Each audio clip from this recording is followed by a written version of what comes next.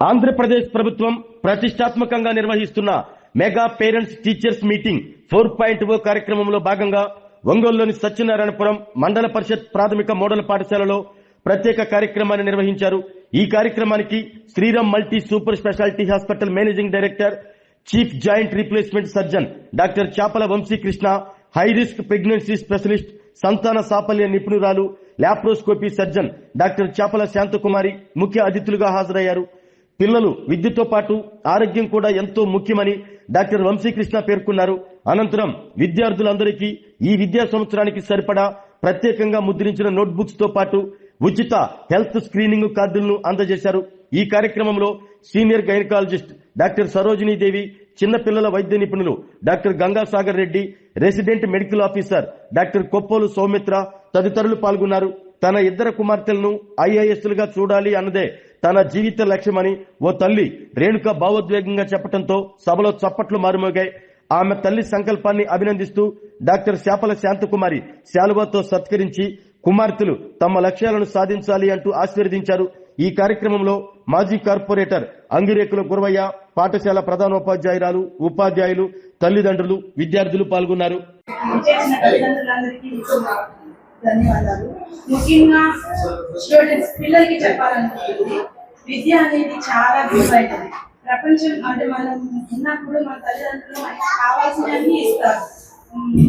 కొనుక్కోవడానికి బట్టలు అన్నీ ఉంటాయి, అంటే కావాల్సిన అన్నీ వస్తాయి మనం ఉన్నంత వరకు. విద్య అనేది చాలా విలువైనది. అది మన లైఫ్ లో చనిపోయేంత వరకు మనతోనే ఉంటుంది. అవునా కదా? మీరు కొంతమంది ఇళ్లలో ఆడపిల్లలకి చదివించుకొని మధ్యలోనే డ్రాప్ చేస్తూ ఉంటారు. అలా చేయొద్దు. ఇప్పుడు మీ ఇంట్లో మీ అబ్బాయికి ఎంత విలువ ఇస్తారో ఒక అమ్మాయి కూడా అంతే విలువ ఇవ్వాలని నేను అనుకుంటున్నాను. ప్రతి అమ్మాయిని ఒక అబ్బాయి లాగా చూడండి. దానికి మంచి అంటే ఇప్పుడు అన్ని రంగాల అమ్మాయిలు ఫస్ట్ ఉంటున్నారు కదా, ఒక డాక్టర్స్ ఉంటున్నారు, మంచి మినిస్టర్స్ ఉంటున్నారు. నాకు కొంచెం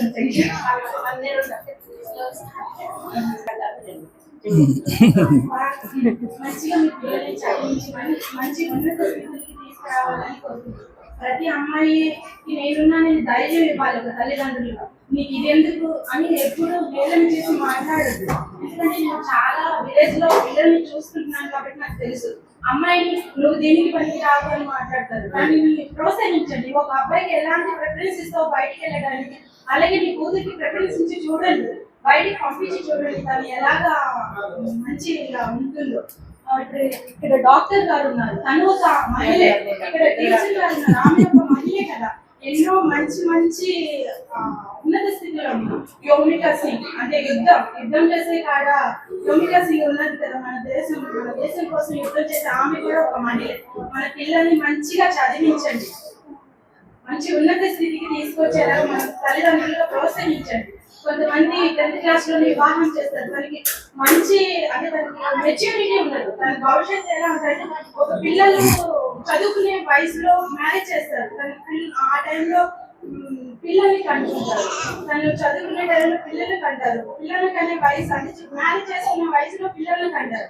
అవునా కదా? దానికి ఎలాంటి అవగాహన అనేది ఉండదు. కానీ నేను చెప్పే విషయం మీకు అంటే కొంచెం టెన్షన్ అర్థం కాకపోవచ్చు, కానీ పిల్లలకి మంచి చదువు ఇవ్వాలని తల్లిదండ్రులుగా మనం కోరుకుంటున్నాను. ప్రతి ఆడపిల్ల మన ఇంట్లో ఉన్న ఒక మహాలక్ష్మి కదా. అలాగే దానికి మంచి బట్టలు కానీ చదువుకోవడానికి ప్రోత్సహించాలని మంచి ఉన్నత స్థితులకి తీసుకురావాలని కోరుకుంటున్నాను. ఉంటాను 13 సంవత్సరాల ఏజ్ ఉన్న పిల్లలకి మ్యారేజ్ చేస్తారు, కానీ ఒక 15 సంవత్సరాలు రాగానే ఒక బిడ్డకి జన్మనిస్తుంది. మళ్ళీ ఇంటి బాధ్యతలు అన్నీ ఉంటాయి, కానీ అలా చేయడం ఎంత తప్పు. ఈ పిల్లల్ని మీరు మంచిగా పెంచాలని, మంచి ఉన్నత స్థితిని తీసుకురావాలని, మంచి చదువులు చదివించాలని, ఒక డాక్టర్స్, ఒక లాయర్స్ అన్ని మీ పిల్లలకి మీరే చెప్పాలి. మీరు ఇది అవ్వగలరు, ఇది చేయగలరు అని ప్రోత్సహించాలి. స్కూల్లో పిల్లలకి చదువు మాత్రమే చెప్పగలుగుతారు టీచర్స్. మన తల్లిదండ్రులుగా మన పిల్లలకి మనమే ఒక తల్లి, ఒక తండ్రి, ఒక గురువు అన్ని మనమే ఈ ప్రేమగా దగ్గర తీసుకుని అన్ని నువ్వు ఇది చేయలేవు అని మాత్రం డిస్కస్ చేయకూడదు. నువ్వు తల్లిని అంటే వేరే వేరే పిల్లలతో కంపేర్ చేయకూడదు. నువ్వు చాలా గ్రేట్, నువ్వు చాలా గొప్ప అని మంచిగా ట్రీట్ చేయగలుగుతావు, ఉన్నత స్థితికి వెళ్తారు. అవునా? అలాగే ఇక్కడ ఇంత మంచి ఆదరణ పిల్లలకి, ఇంత మంచి మనసున్న డాక్టర్స్ కి నా హృదయపూర్వక ధన్యవాదాలు. ఒకరికి ఆదరణ కలగటం, మీరు కూడా పెద్ద అయినాక ఇలాగే ఒక 10 మందికి ఆదరణ కలిగేలాగా ఉండాలని నేను పిల్లల్ని కోరుకుంటున్నాను. ఓకేనా? మీరు మంచి మంచి ఉన్నత స్థితికి వెళ్ళాలని కోరుకుంటున్నాను. ఒక పేరెంట్ గా నేను నా పిల్లల్ని మంచి ఒక ఐఏఎస్ ఆఫీసర్ ని చేయాలనుకుంటున్నాను.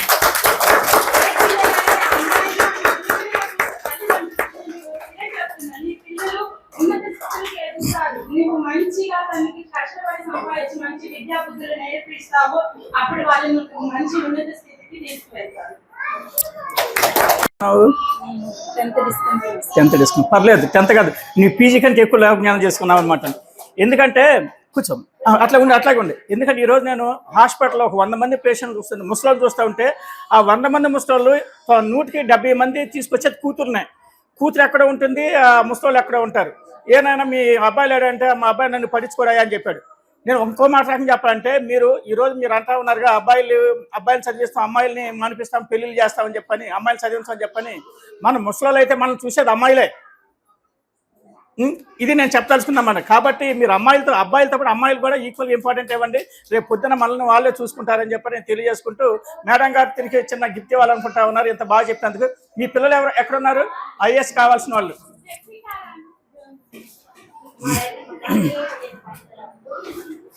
ఇప్పటి వరకు మన డాక్టర్లు అందరూ కూడా చెప్పారు. ఇంకొకటి మీకు చెప్పాను కదా, మన విద్య ఒకటే అని చెప్పని. మన విద్యను మీరు అందరూ కూడాను తన రేణుక ఈరోజు చెప్పి నేను పొలం పనికి వెళ్తానని చెప్పాను. పొలం పనికి వెళ్తే ఎప్పుడో సాయంత్రం ఎప్పుడో వస్తూ ఉంటారు. కానీ మన ఇంటి నుంచి వచ్చిన పిల్లలు ఏం చేస్తూ ఉంటారు? ఇంట్లో ఎవరు లేకపోతే ఆడుకుంటూ ఉంటారు, తిరుగుతూ ఉంటారు. రేపు పొద్దున స్కూల్కి రాగానే పిల్లలు హోంవర్క్ చేయలేదని చెప్పని మళ్ళీ టీచర్ గారు వాళ్ళని అరుస్తూ ఉంటారు. అందుకని చెప్పని మేము 2022లో శ్రీరామ్ బాల సంస్కార కేంద్రాలు అని చెప్పని ఒక ఈవినింగ్ ట్యూషన్ సెంటర్ని మనం స్టార్ట్ చేయడం జరిగింది. ఆ ఈవినింగ్ ట్యూషన్ సెంటర్లో ప్రతిరోజు ఒక 2 గంటల పాటు మన పిల్లలకి, ఈరోజు మన సత్యపురం స్కూల్లో ఉంది, మన ఇస్లాంపేట స్కూల్లో కూడా ఇస్లాంపేట స్కూల్లో ఉన్నాయి. అలాగే మా పల్లిపాలెంలో కూడా 3 సెంటర్లు కూడా అవి స్టార్ట్ చేయడం జరిగింది ఇంతకుముందు. అలాగా ఈ ట్యూషన్ సెంటర్లో ప్రతిరోజు సాయంత్రం మన పిల్లలకి ట్యూషన్ చెప్తారు, హోంవర్క్ చేపిస్తారు, వాళ్ళ చేత ఆటలాడిస్తారు, పాటలు పాడిస్తారు. అలాగే వాళ్ళకి కరికులం, వాళ్ళ కెరీర్కి ఎలా డెవలప్ చేసుకోవాలి దాని గురించి మంచి సలహాలు సూచనలు ఇవ్వడం జరుగుతుంది. ఇలా కాకుండా ఈరోజు మీరు గమనిస్తే మీరు ప్రతిరోజు క్లాస్ టీచర్ని ఒకే రోజు చూస్తూ ఉంటే కొంతమంది ఏం చేస్తారని అనుకుంటూ ఉంటారు. మేము చదువుకునేటప్పుడు కూడా అప్పుడప్పుడు వారానికి ఒకసారి బయట నుంచి పిలిపిస్తూ ఉంటాం. సూర్యకుమార్ టీచర్ గారు అని చెప్పని రిటైర్డ్ హెచ్ఎం ఉన్నారన్నమాట. పిల్లలు వినాలి. ఆ మేడం గారు వచ్చి ఆ రోజు, అలాగే సిఏ ప్రసాద్ గారు అని చెప్పని జాతీయ స్థాయి విద్యార్థి నేత ఉన్నారు మరి. అలాంటి పాఠ్య పుస్తకాలన్నీ ఆయన తయారు చేస్తూ ఉంటాం. పిల్లలకి ఎలాంటి కరికులం ఉండాలి, ఎలాంటి కంటెంట్ ఉండాలని. అలాంటి సిఏ ప్రసాద్ గారు కూడాను వచ్చి పిల్లలతో ఇంటరాక్ట్ అవుతూ ఉంటారు. ఇవన్నీ కూడాను మన స్కూల్ పిల్లలు చేసుకునే ఒక అదృష్టం అనమాట. మన సత్యనారాయణపురం కానీ ఇస్లాంపేట స్కూల్ కానీ చేసుకునే ఒక అదృష్టం. ఇలాంటి సౌకర్యాలు కూడాను, దానికోసం ఒక టీచర్స్ కూడా పెట్టాము మేము. ఒక ఎక్స్పర్ట్ టీచర్, తను డిగ్రీ పీజీ చేసిన టీచరు మన పిల్లలు చెప్తా ఉన్నారు. వాళ్ళ చూస్తే నాకు ఆశ్చర్యంగా ఉంది, నేను పెట్టిన టీచర్ ఇంత బాగున్నారు అని చెప్పని. వాళ్ళకి మేమేం ప్రతి నెల మా స్టాఫ్ లాగే శాలరీ ఇచ్చి మన పిల్లల కోసం ఒక మంచి చదువు చెప్పించే కార్యక్రమం చేస్తూ ఉన్నారు. ఇది పెరిగిన తర్వాత మన టీచర్లు కూడా చెప్తా ఉన్నారు, పిల్లల్లో టాలెంట్ పెరిగింది, మార్క్స్ పెరిగినాయి, క్రమశిక్షణ పెరిగింది, అలాగే స్ట్రెంత్ కూడా పెరిగిందని చెప్తా ఉన్నారు. ఇంతకుముందు 60 దాకా ఉండే వాళ్ళు 79 దాకా వచ్చారు, 80 దాకా వచ్చారని చెప్పి నాకు చాలా ఆనందంగా సంతోషంగా ఉంది. అలాగే ఈ స్కూల్ కట్టించామని చెప్తా ఉన్నారు. ఇంతకుముందు ఫస్ట్ మేము ఇక్కడ బాల సంస్కార కేంద్రం పెట్టినప్పుడు, ఈవినింగ్ ట్యూషన్ సెంటర్ పెట్టినప్పుడు పిల్లలు వస్తూ ఉన్నా నాకు కొంచెం అసంతృప్తిగా ఉండేది. ఓన్లీ స్లాబ్ ఒకటే ఉంది, ఇంకేం లేదని చెప్పని. ఒకనొక రోజు టీచర్లు అందరూ వచ్చి, సార్ మాకు ఒక వాష్రూమ్ కట్టేస్తుంది సార్, మాకు పిల్లలందరికీ ఆడపిల్లలకి ఇబ్బందిగా ఉంది అని అంటే, సరే ఎంత అవుతుందని అన్నాను. అడిగితే అప్పుడు సుమారుగా 15,000 అవుతుంది సార్ అన్నాడు. సరే 15,000 మహా అయితే ఇంకో 5,000 10,000 ఎక్స్ట్రా అవుతాయేమో, కట్టిద్దామని చెప్పని స్టార్ట్ చేసాం. స్టార్ట్ చేసిన తర్వాత వాష్రూమ్ కట్టిస్తా ఉన్నాం. కట్టించే క్రమంలో మీకు మన శ్రీరామ్ బాల సంస్కార కేంద్రంలో మేమేదో పెట్టించామని చూస్తున్నట్టు కాదు. ప్రతిరోజు నాకు ఈవినింగ్ మనకు వాట్సాప్ గ్రూప్లో ఆ రిపోర్ట్ వస్తుంది, ఎంతమంది పిల్లలు వచ్చారు, ఏం చెప్పారు, వాళ్ళన్న ఆ రోజు యాక్టివిటీస్, ఆటలాడిచ్చామా, పాట పాడించామా, చేసి అవన్నీ కూడా ఫోటోలు వీడియోలు నాకు వస్తూ ఉంటాయి అనమాట. ఒకసారి నాకు ఆ స్ట్రెంత్ రావట్లేదు. ఆ రోజు 4 వచ్చారు పిల్లలు. అట్లా ఆ వారం అంతా కూడా తగ్గుతూ ఉంటే నేను అడుగుతా ఉన్నాను, పిల్లలు ఎందుకు రావట్లేదు అంటే మేడం చెప్తాను, సార్ ఈరోజు వర్షం పడిన రావట్లేదని చెప్పని. ఒకరోజు ఒక వీడియో చూస్తే ఆ వీడియోలో ఈ బల్ల అనమాట, పిల్లలు వచ్చిన 4 పిల్లలు ఈ బల్ల మీద ఉన్నారు, కిందంతా ఫ్లోర్ అంతా కూడా తడిసిపోయింది. అప్పుడు అనిపించింది ఇలాంటి పరిస్థితుల్లో ఉండి పిల్లలు ఏం చదువుకుంటారు అని చెప్పని అది ఆ బాత్రూమ్ అయిపోవచ్చింది, వాష్రూమ్ అయిపోవచ్చింది అని చెప్పాను. మేడం వాళ్ళు కూడా అంటాను, సార్ పిల్లలు పెట్టుకోవడం, మెటీరియల్ పెట్టుకోవడానికి, బుక్స్ పెట్టుకోవడానికి మాకు ఎటువంటి షెల్టర్ లేదు, బీరో లేదు అని అంటా ఉంటే, సరే ఎలాగో మనం కట్టిస్తున్నాం కదా అని చెప్పని నేను ఒక క్లాస్ రూమ్ కట్టిస్తాను మేడం అని చెప్పని చెప్పాను. వాళ్ళు చాలా సంబరపడిపోయారు.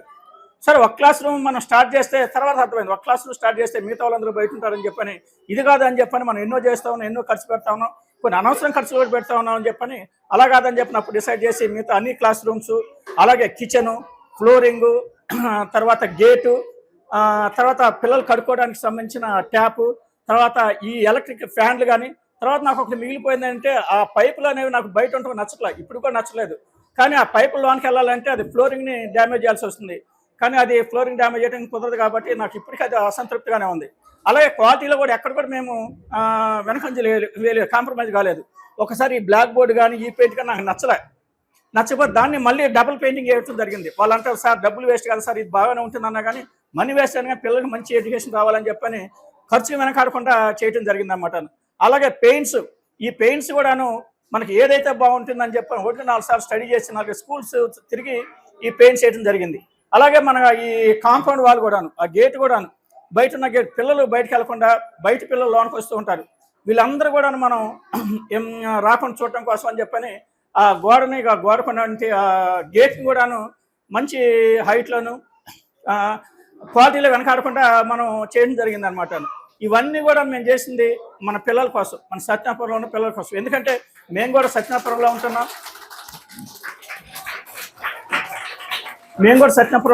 మా ఇల్లు కూడా సత్యనారాయణపురంలోనే ఉంది.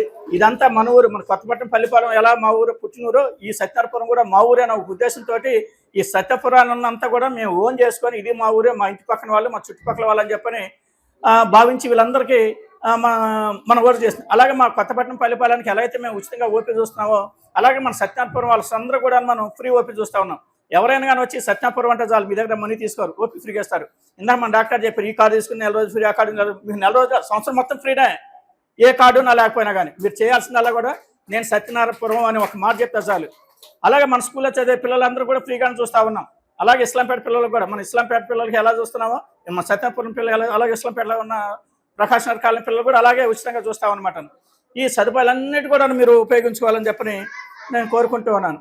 అలాగే మన హాస్పిటల్లో 14 డిపార్ట్మెంటల్ డాక్టర్లు ఉన్నారు. అందులో మన పిల్లల డాక్టర్ గారు ఒకరు, అలాగే డెంటల్ డాక్టర్ గారు ఒకరు, అలాగే కంటి డాక్టర్, ఆప్థల్మాలజీ డాక్టర్ గారు ఒకరు. వీళ్ళందరూ కూడా మన పిల్లలకి, మన విద్యార్థులకి అవసరం ఉండాలన్నమాట. అందుకని చెప్పని మీ పిల్లలందరూ కూడా హెల్త్ స్క్రీనింగ్ క్యాంప్స్ అని ఒకటి పెట్టి పిల్లలందరూ కూడాను ఈ చిన్నపిల్లలకు సంబంధించిన పిల్లల డాక్టరు, అలాగే పళ్ళకు సంబంధించిన పళ్ళ డాక్టరు, అన్ని కంటి చూపుకు సంబంధించిన కంటి డాక్టర్ కూడాను పిలిచి హెల్త్ స్క్రీనింగ్ క్యాంప్స్ పెట్టాలని చెప్పని మేము డిసైడ్ చేయడం జరిగింది అనమాట. దానికోసం డిఓ గారిని, ఎంఈఓ గారిని కూడా పర్మిషన్ తీసుకొని మన ఒంగోలులో ఉన్న అన్ని గవర్నమెంట్ స్కూల్స్లో ఈ ప్రోగ్రామ్ ఇనిషియేట్ చేయాలని చెప్పని చేస్తూ ఉన్నాం. అలాగే మన ప్రభుత్వము అందరికీ, మన పిల్లలందరూ కూడాను మంచి బుక్స్ ఇస్తూ ఉంది, కానీ ఎలిమెంటరీ స్కూల్లో నోట్ బుక్స్ ఇవ్వట్లేదు. ఎవరైతే అటెండెన్స్లో వచ్చారో వాళ్ళ ఫోటోలనే ఈ నోట్ బుక్ మీద అందంగా అందించుందనమాట. అలాగే ఈ మన సత్యనారాయణపురం పిల్లలు కూడా ఈ నోట్బుక్ కవర్ పేజ్ మీద ఉన్నారన్నమాట.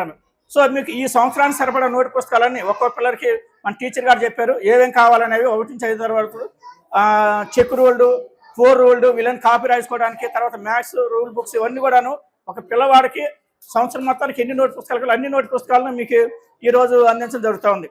మీరందరూ కూడా ఈ పుస్తకాలకి మనం ఇంటికి వెళ్ళగానే చేసేదే అట్లేసుకుంటూ ఉంటాం, అట్లేదు ఈ నోట్ పుస్తకాలు అట్లేదు. ఎందుకంటే ఈ నోట్ పుస్తకాలకు మనకి ప్రేరణ కావాలి, ఇన్స్పిరేషన్ ఉండాలి. ఎందుకంటే నెక్స్ట్ ఇయర్ నేను ఈ ఫోటో మీద ఉండాలి, ఈ నోట్బుక్ మీద నా ఫోటో ఉండాలి. సో ఈ నోట్బుక్ మీద నా ఫోటో ఉండాలి అనే థాట్ రావాలంటే ఈ రోజు చూస్తూ ఉండాలి.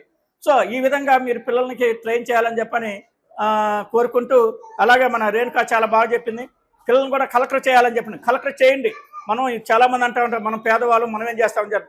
మన పిల్లల్ని బాగా చదివించుకుని ఈరోజు గవర్నమెంట్ అనేక రకమైన ప్రోత్సాహాలు ఇస్తూ ఉంది. ఈరోజు చూసారు మన పిల్లల్ని ఢిల్లీ తీసుకెళ్తా ఉన్నారు, గవర్నమెంట్ ఫ్లైట్ ఎక్కిస్తూ ఉంది. ఏమో ముందు ఫారిన్ ట్రిప్ పంపించొచ్చేమో అట్లా అనమాట. మీ పిల్లల్ని బాగా ట్రై చేయండి, ఎందుకంటే మన పిల్లలే మన ఆస్తి.